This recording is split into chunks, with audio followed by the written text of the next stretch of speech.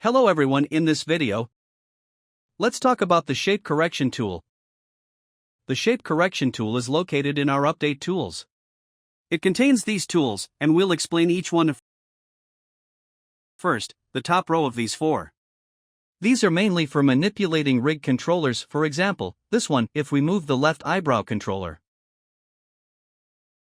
and want to mirror it to the right, we just need to click this button, and it's done. Similarly, for the right, we can mirror it to the left by clicking this. This one here is for resetting all of the secondary controllers. This one is for resetting the primary controller. For example, if we've adjusted various expressions here, we can quickly reset them using this. The update button below is one tool we often use.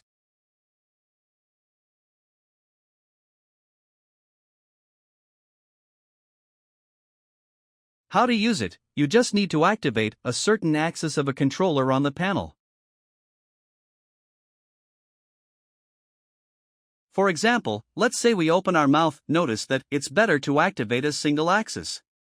If we add forward movement, it's actually a combination of two expressions. Then, when correcting the shape, there may be some combined correction that could impact the overall result. In many cases, we just use a single axis for correcting. For example, if I've opened my mouth and I want the lower lip to come down a bit, we just pull it down a bit, click Update here. It will prompt you to select. If we've only activated one axis, then we select Jaw Open. Click it. Then it will add our movement of the secondary controller to the open mouth expression. Similarly, if we want to correct the shape of raising eyebrow,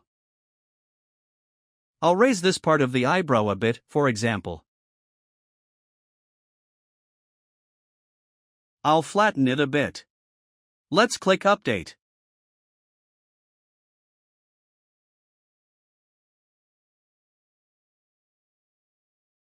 Good. Now, this controller has the modification attached to it. Let's see, we've fixed the left side. It will automatically mirror it to the right side.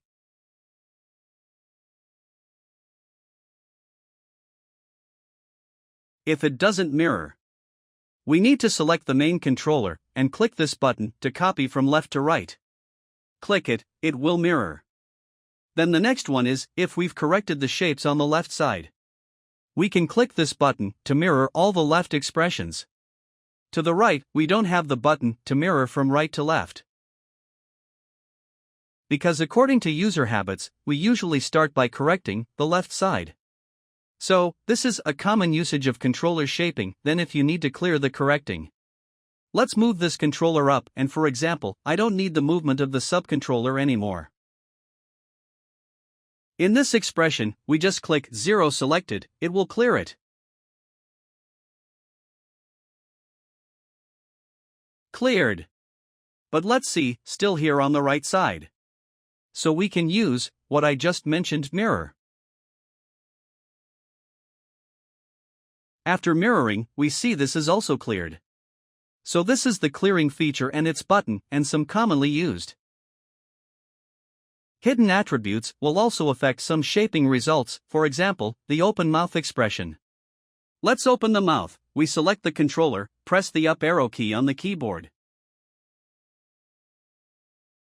Under this group, there are some attributes here that may affect its result. For example, this mid.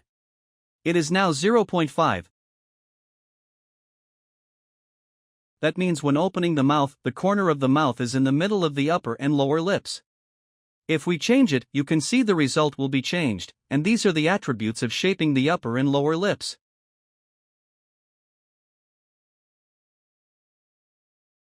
Sometimes when we open the mouth, we can use this attributes to adjust the shape. Also, we can use the subcontrollers. And let's close the month first.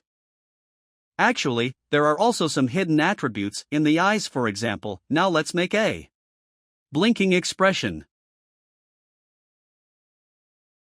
We can see that actually this area is a bit backward, it's not pretty round. It may be because its rotation is not enough. When closing the eyes, we select the main controller of the eye. We can change this value, you see. The larger I change it, the more it forward. The more it rotates, but if I change it too much, the polygon mesh inside here might come out. This we need to adjust the weighting inside. For example, if I change it to usually, changing it to around 3.5, let's take another look at the result of closing the eyes. This looks better now. And then we have another method that we can correct for the eyes closing. It's the line when closing the eyes.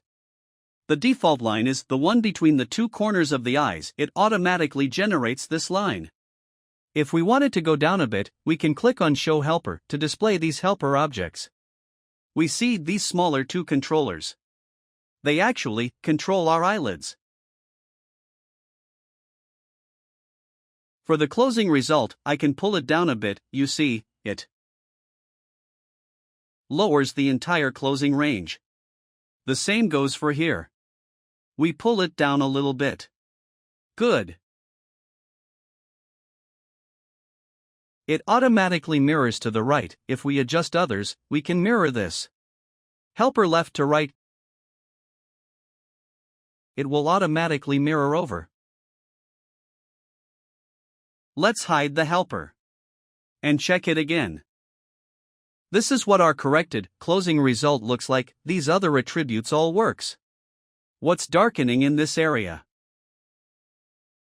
should be caused by the too high weights. On the inner eyelid, you can adjust it a bit, but let me skip it now and continue to the next topic. There is a feature that automatic build the facial behavior.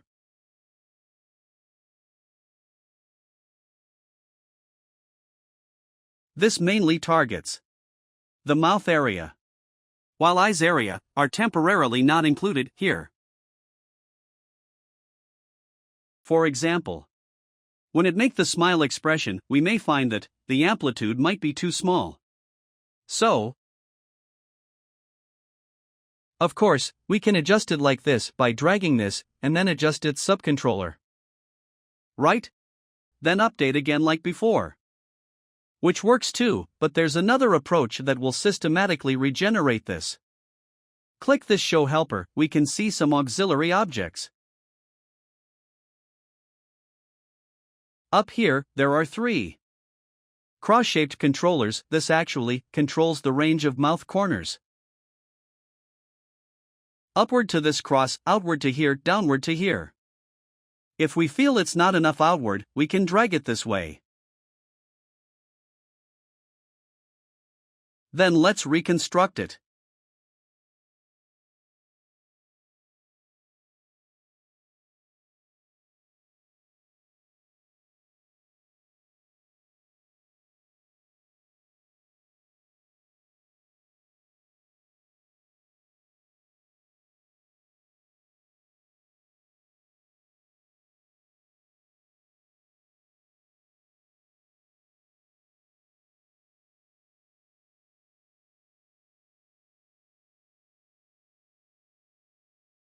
It's calculating. We need to wait a moment.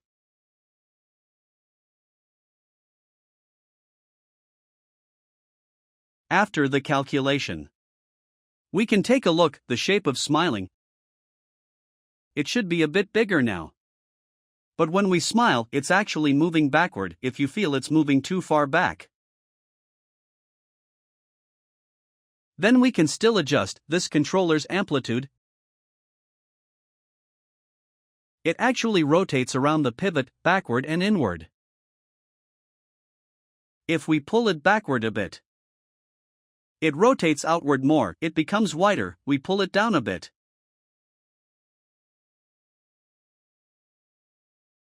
and then we reconstruct it. Then after we correct it here, And then combined with the correcting of our subcontroller, we can achieve the much better result.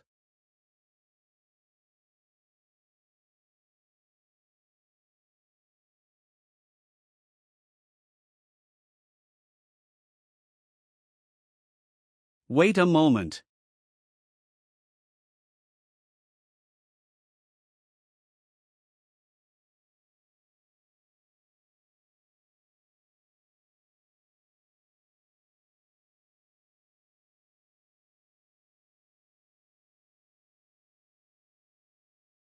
Let's take a look again.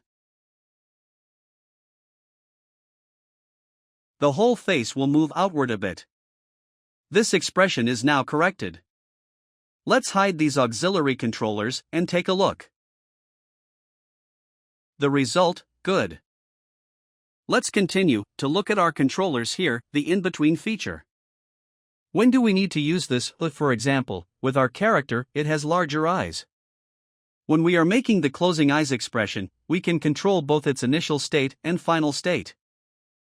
But during the middle state, I find it here, it's not very round.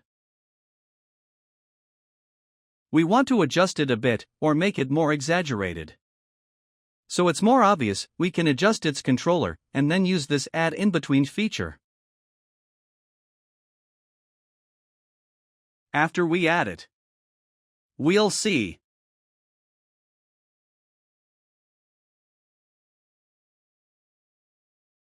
This middle state becomes the state we just adjusted, then you can continue add the more in-between. The information of the in-between we just added is here, this is the currently active expression, these are the several states of the in-between. At 0 and 1, it's the default inactive state, in the middle at 0.7. For example, at 0.4, we hope to activate another state, for example, with this eye. It looks more triangular. For example, adding such an in-between at 0.4. After we add it, we can see the corresponding information. Of course, we can also delete it. Such as at the 0.4 state, we don't need it anymore, just delete it. After deleting it, it only has the information of our 0.7 left. Sometimes if we just open this window, let's see. It doesn't display our in-between message. We can activate this expression after activating. Then show the in-between. It will display the in-between detail, and now what we've done the left eye. The right one hasn't. Let's see. We can keep activating the left expression, use this mirror from left to right. It can copy our in-between information over. We see it at 0.7, also replicated this state. This is the several buttons for our controllers in between. Let's continue with the next topic. And talk about the PSD correction. PSD correction is like this, for example.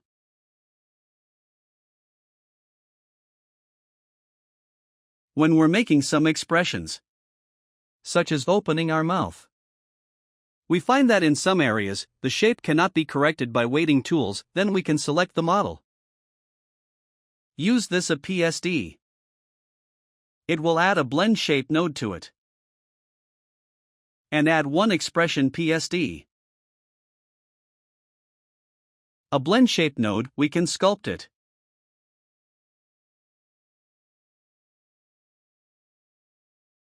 Like this. Make it smoother. Then after sculpting to the left, making sure that we select the model, and click this. It will do a mirror then. When moving this controller, it's now actually a combined result of bones and blend shapes.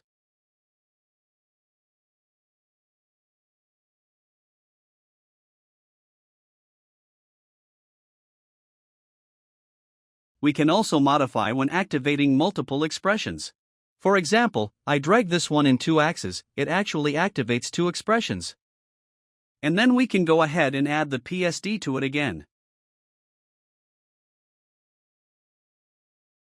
The PSD we added, it will pop up a window like this. It will display the current name of the PSD being added, and it is also connected and activated. We can then modify it in this state. Let's make it a bit exaggerated now for better observe.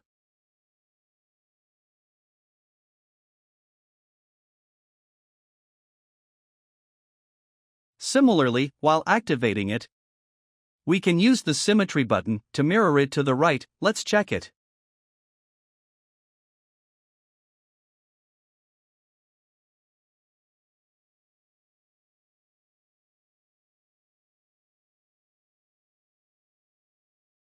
Both sides now have its result. Also, we can add in between to the blend shape. For example, if we now close this eye, when we close it to 0.7, if you don't think it can achieve what you need just using the controller, we can. When it closing the eye, add a PSD to it.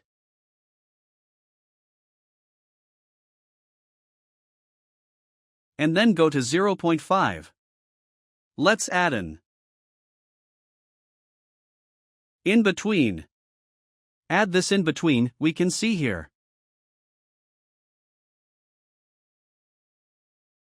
This is the whole PSD we added for closing the eye. This is the value of the in between.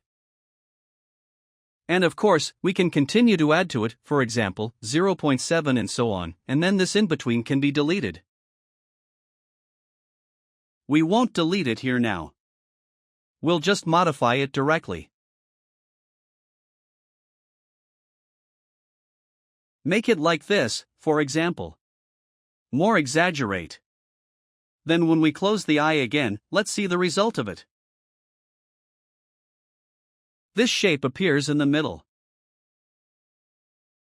Similarly, we can mirror the entire PSD over to the right. We select it, and then mirror from left to right. Mirrored over, we can open the editing window.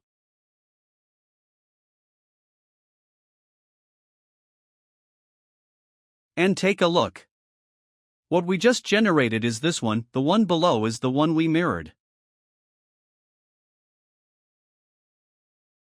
So, this is how to add in between to blend shape PSD. And then let's continue. Let me reset them first.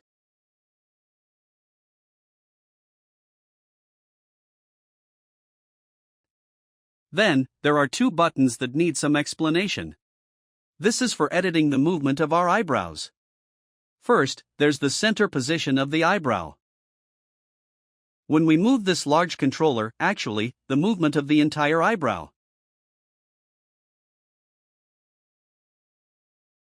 It rotates up and down around a pivot, instead of moving up and down. So for this pivot center, we can adjust its position. Let's show the helper first. Then we can see there's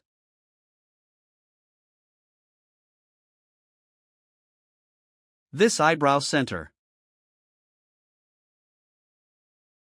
Locator, we can adjust its position. For example, I'll drag it forward a bit. And then we click it again to update this eyebrow center. It will recalculate the movement of our eyebrows based on this center, similar with the jaw and eyelids rotation. Click to update it.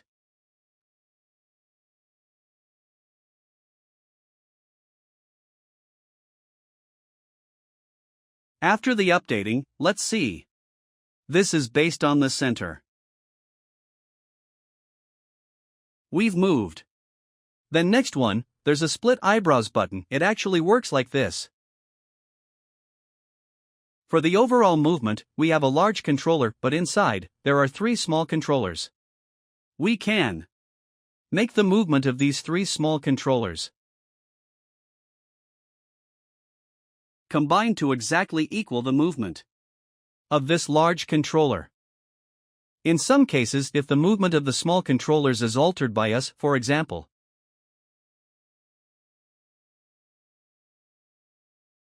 move it like this, and update it.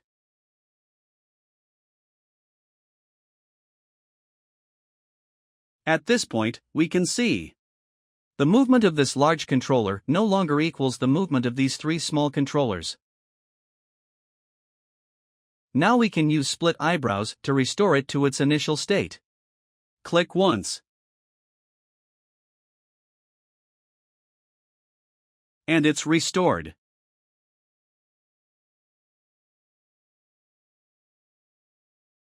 So, this is the process of editing and splitting our eyebrows. Then below this one is the tools of adding secondary controllers. Let's check it now. For instance, in the eyebrow area, we feel there are still too few controllers, or in any other area, we can. Then we can select a point on the model. The selected model point is actually a location. At where the secondary controller will appear when we create it, there are three options here. We have left, right, or created in the middle, and if it's left or right. With mirror option turned on, it will be created on both sides. For example, if I create one using this point, name it test. It will prompt a question and ask you which area it should belongs to. For example, this belongs to the eyebrows, some belong to the nose, jaw, or the mouth area. Good. If none of these are suitable, it may belong to the head, and current one belongs to the eyebrows. We can just choose this one. After choosing it, it will follow this large. It was parented under this group. But for small controller movements, it will not follow them.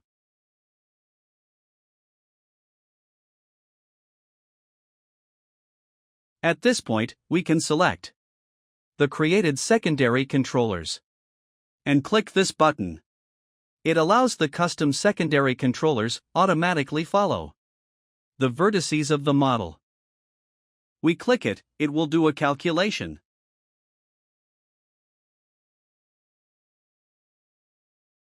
After a while, we can see when we move these small controllers again, it will follow the polygon mesh movements. Then we can do some weight painting on it. So, this is the usage of custom secondary controller. Next one, there's another feature that we can customize. The expressions, it's here. We currently have these preset controllers. They are actually connected to some expressions. For example, if we select one,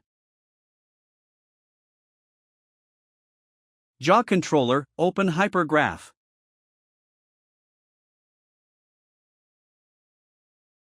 We can see it finally connected to this master controller.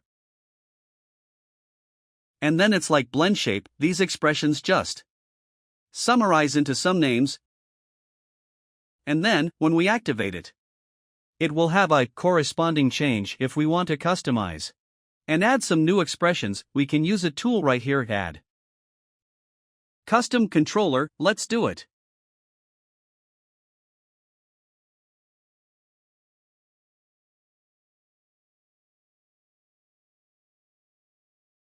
Then, there will be three options. Let's enter a name first. Add a square controller. Enter B. And create a horizontal controller. Enter D. This is a vertical controller. The name should be we just entered. We can place it anywhere. In this area, usually we won't use the master controller here. Then after adjustment, we can click lock. It will lock the outer frame. Just leave us with the inner controller, and sure, we can unlock it back. It will unlock below. We lock it again. After locking it, how to add expressions? For instance, randomly move the lips. I want to add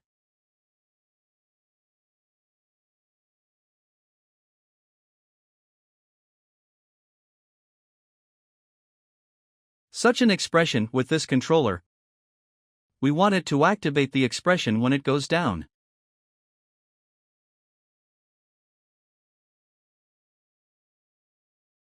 Let's do it. Click here. There is a button for adding expression. Click OK, then the same. Here you can make a choice. Is it the expression on the left or right? Currently it is the middle expression, and if it's left and right expressions, and which name, contain underscore L or R. It can also be symmetrical, perform a mirror. Currently this is middle one. Let's call it test, just pick a name. Then it is driven by the controller movement in y-axis, we select it. And then click this, it will fetch its properties, and put here. Then its minimum value, the minimum value is actually our default.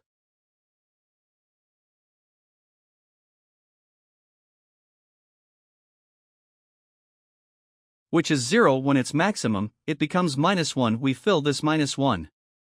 Good, we click OK, we see this expression. It's added. Similarly, we can check it from hypergraph, we just added this expression. It connects to our master group here, should be at the bottom.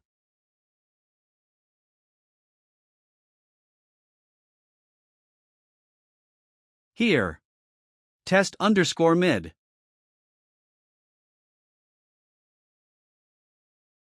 Okay, so these are the main features of the shape correction features. Thanks for your watching, see you next time.